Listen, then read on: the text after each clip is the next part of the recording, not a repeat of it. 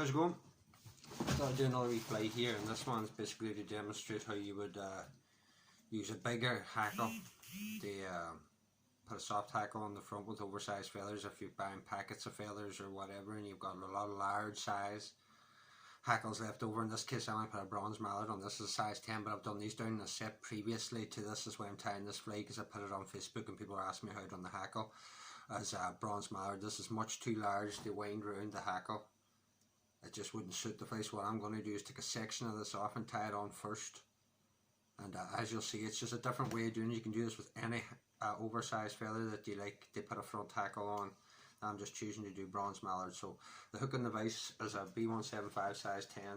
I like this wee dark olive grizzly pattern, and it's a chartreuse tag and a chartreuse head, so I'm going to use UTC 70 Genius chartreuse.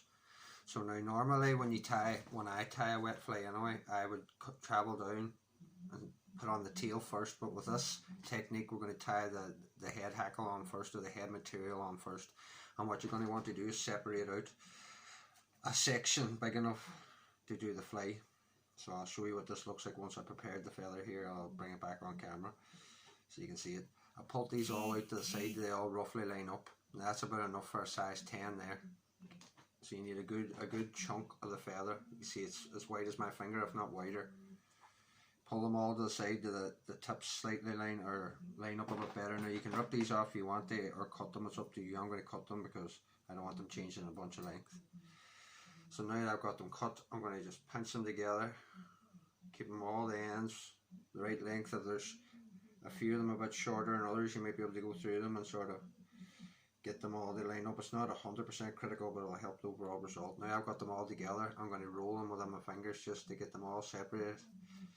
That's why it helps to cut them too. You take away the skin that holds them together. And as I say, this is going to be a long video for me to explain step by step what I'm doing here, but it's just another wee technique you can do if you want to put a longish soft hackle on. You've got the whatever it is, grouse feathers, guinea fowl feathers, blue jay, whatever it is, and you want to tie them down to smaller sizes. Now the trickiest part of this technique is getting the hackle the right length, and the way I do it is I put it in my other hand with the tips pointing forward, and I do them about the length of the shank and pop that forward. Now I tie a fairly loose wrap on and then another fairly loose wrap on. I'll stop at this point about a head's length away from where the hook turns down to the eye. I don't tie it right back to the end. Now I start manipulating the hackle that goes around the hook. You can do this by spinning it and tightening it up like I've done there. Now if there's any little areas that haven't got it, you can sort of manipulate it round and get it sitting as you like. Now if you point back, when that sits back, that'll be just a lovely length. So a body length, put it forward, tie it on, and then manipulate the fibres. It's hard for me to turn around and see, but all I'm doing is checking from the side and having a good look that I've got an even distribution of the fibres. Now I'm going to slowly tighten my turns. Now I'm getting tighter and tighter because you will turn and rotate these fibres here around if you tighten too early. Now after I get about a quarter of the way down the body, I'm going to stop and take my scissors and trim away at a slight angle, lift everything up and point my scissors down at an angle. This will help taper the body. Now you want to come down to the end of these and come back up, because here's another peculiarity of tying the flies like this. You have to come back up. Now I'm just going to check to make sure when I pull this back I've got at least a head's length. I don't know if you can see it here on camera, but it's not right to the back of the eye. There's a little gap in there, just a few mil. That's perfect. I don't want to go any closer than that. My fibres are evenly distributed there nicely. So the next step is different to the way you would normally do the rest of a wet fly. You normally tie this on near the end as well, but the palmer body has to go on second. And normally with the curve of the feather, that would be pointing the tire, and the belly of the feather would be pointing the fly, and the hackle would be pointing rearward. We're going to completely reverse that by turning it around so that the shiny side is facing the camera, the bold dull side, the back side of the feather, is facing the tire, and the tip is facing forwards. You remove the fluff you don't need at the bottom and leave this long so you can pinch it and tie that right up against where you put the mallard on, or whatever hackle it is you choose. Again, it could be blue jay, guinea fowl. 2 or 3 turns on and then start travelling down the body. I always go to about the end of where my body starts to taper in from the previous material and just cut it a wee bit longer than that just to get a taper on. Now from here on out it's a bit more traditional, like a wet fly. You come all the way down, now you tie in your tail, you tie in your rib, you put on your fur body, but this is how I do it anyway. And on this fly there's going to be a little tag, so I'm going to go around the bend just a little bit and then come back up, touching turns, and then back down just a little bit, just to intensify the colour, so you get 4 wraps on there, the tying thread, or you could just put on a bit of chartreuse floss. Glow Bright number 11 will work too. Now in this tail here, this fly here, I'm going to put either a chartreuse dyed crest or a natural dyed crest. I've got the chartreuse ones tied up, so I'm going to put a natural crest on it because I like that too for this fly. So select a nice feather. Get rid of all the stuff you don't need at the bottom because it's just going to add bulk. About a body length for a tail, pinch and loop it on. It's a wee bit long. I don't mind my tails being a wee bit straighter, not as curved as some other people, but that's just me. If you like a nice curved tail, pick a nice curved feather, and you'll have a nice curved tail. So take this up now to the point where the bulge from your mallard is. This is going to hopefully help to somewhat even out the body. Snip that off just there. And now you're going to come in with your rub. You have a bunch of choices for rub, but I really like a really hot rub in this, and I've never seen a wire that quite stands out as good as the Unifrost number 11 on this. This is like a hot medium olive bumble style fly.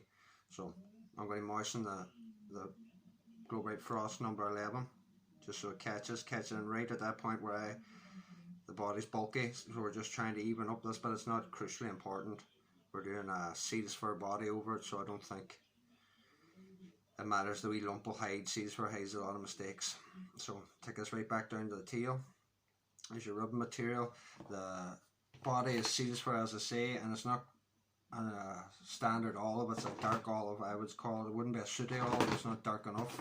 But any olive would do really. Sooty olive, medium olive, or dark olive. This is more of a dark olive, not quite the blackness of a sooty olive, but close. So we'll get some of that on. Always spin your dubbing, whatever it is, whether it's seal's fur, rabbit, if it's a natural type fur, dubbing, spin it all the one way and it'll grip and adhere to the thread. And you start travelling up. Now you don't want too thick a body because the body's already pretty bulky from the way we tied it, so you just want to get that seal's fur to stretch across it. And it doesn't even matter if a wee bit of the chartreuse thread shows through. It kind of adds this pattern a little bit too, because the rib chartreuse, so when it gets wet, that chartreuse really shines through. So I like it.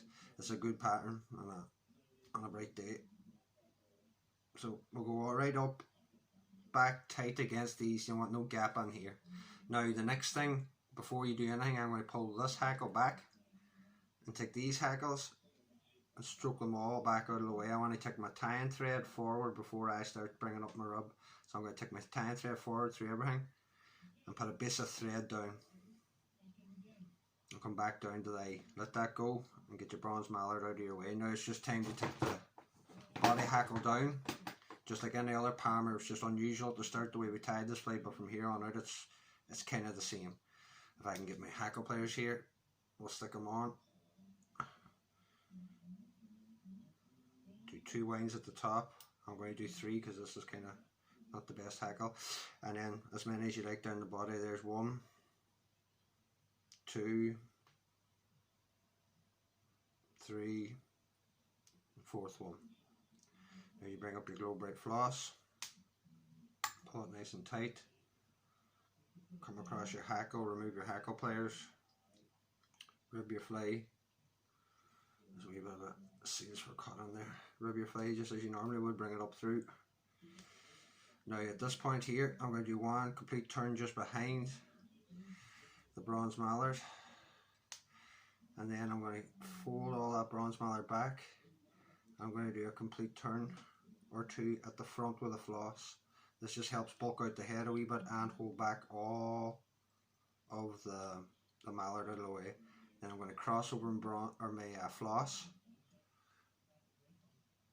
and tie that back now down tight. Any of the mallard fibres that want to point forward, get rid of them. Any of the fibres from the floss that are in your rope, get them out of the way now. And just nip that floss off. It is fiddly, but it is a way of getting those bigger hackles used. And sometimes on my mallard, if you want it to be fisted like this without tying it in afterwards and then having to have a trimming session and getting a nice neat head, this is the easiest way I found to do it. So, remove the rear of our hackle.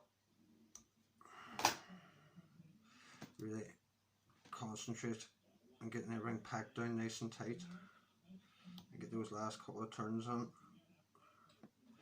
And that is the easiest way I've found to use up big hackles. I've done this with guinea fowl, I've done this with bronze mallard, with teal, blue jay, whatever.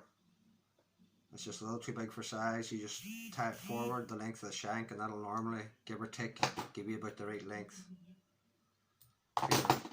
for your head hackle for a fly like that. So a few coats of varnish, and that would be that one done. It's a good medium to dark olive sort of wet. A good alternative to the traditional sort of medium olive bumble that would be very popular colour here in Ireland, with a wee bit of a hot head and a hot tag and a wee bit of a hot rib.